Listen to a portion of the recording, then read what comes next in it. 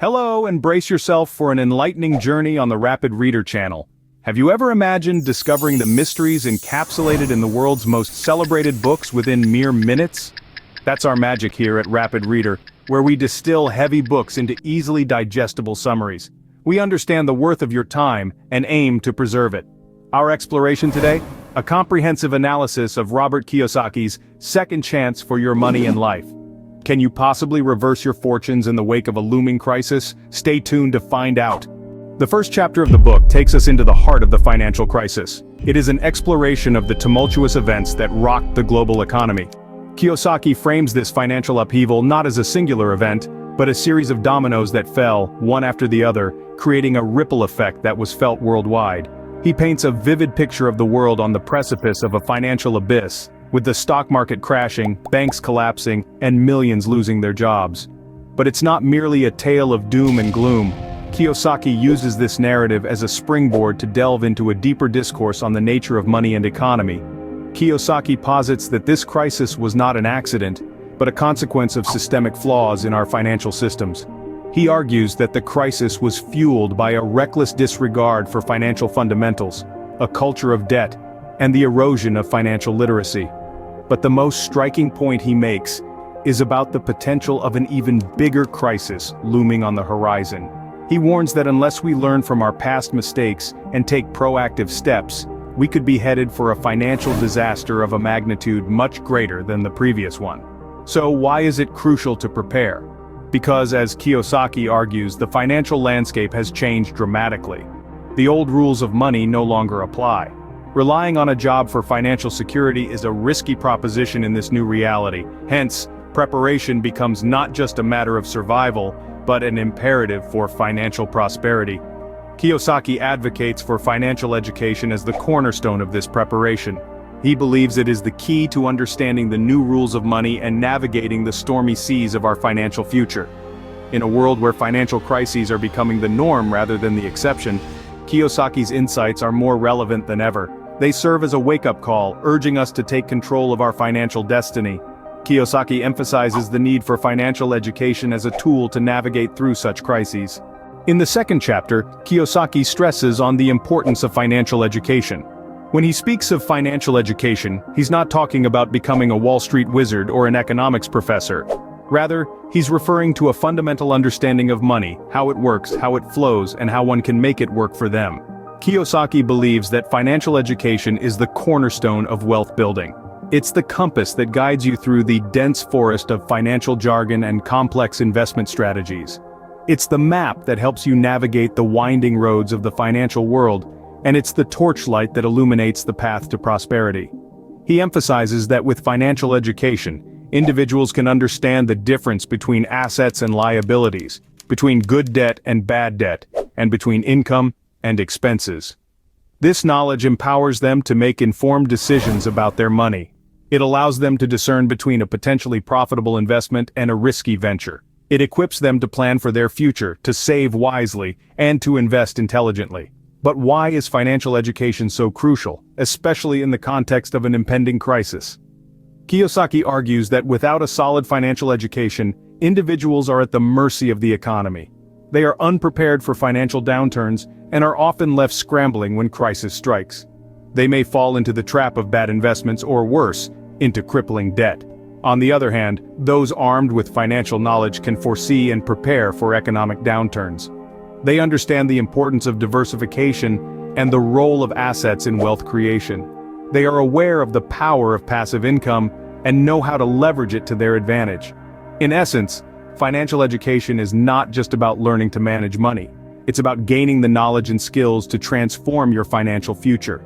It's about taking control of your money instead of letting it control you. Without financial education, Kiyosaki argues, one would be ill-prepared to face the impending crisis. Chapter 3 enlightens us on the concept of investing in assets. As we delve deeper into Robert Kiyosaki's wisdom, let's unpack his advice on this crucial topic. Kiyosaki advocates for investing in assets rather than liabilities. In his view, an asset is something that puts money in our pockets, while a liability does the opposite. He emphasizes the importance of building and growing our asset column to achieve financial freedom. Now, what does Kiyosaki mean by assets? Assets are not limited to real estate, stocks, and bonds. They can also be intellectual properties, businesses, or anything that generates income. The key is to focus on acquiring assets that generate passive income, creating a continuous stream of revenue that doesn't require our active involvement. However, investing in assets isn't a walk in the park. It comes with its fair share of risks. Market volatility, economic downturns, or poor investment choices can lead to financial losses. But Kiyosaki asserts that these risks can be mitigated with financial education. By expanding our knowledge and understanding of money, we can make informed decisions that minimize potential risks and maximize returns. Kiyosaki also talks about the importance of diversification in investment. Spreading investments across different asset classes can help mitigate risks and increase potential returns. It's like the old saying, don't put all your eggs in one basket. But here's the kicker. Kiyosaki doesn't advocate for saving money. He believes that the real value of money lies in its use, not in its accumulation. By investing money in assets, we give it the potential to grow and multiply, rather than letting it sit idly in a bank account. In conclusion, Kiyosaki's advice on investing in assets is not just about making money. It's about creating a secure financial future where money works for us instead of us working for money. It's about gaining financial freedom and being able to weather any financial storm that may come our way. Kiyosaki reminds us that investing in assets is a smart move to secure our financial future. So let's take a leaf out of his book and start investing in assets today. The fourth chapter presents the concept of building a financial fortress. Now, what exactly is a financial fortress? Picture a castle impervious to attacks standing tall amidst chaos. That's what your financial status should be like. A fortress that stands strong even when the economic winds blow harshly. Kiyosaki emphasizes the importance of building this fortress, not just for the sake of wealth, but for security. It's not about having a mountain of money stashed away. Rather, it's about creating a sustainable system that generates income, regardless of the economic climate. So, how do we go about building this fortress? Kiyosaki suggests 3 key strategies. Firstly, it's crucial to diversify your investments. Don't put all your eggs in one basket.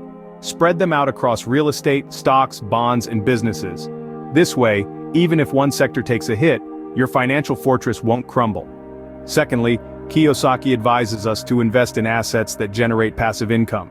These could be rental properties, dividend-paying stocks, or royalties from a book or patent. The idea is to create multiple streams of income that keep flowing, even when you're not actively working. The final strategy is to minimize liabilities. In simple terms, don't spend your money on things that lose value over time.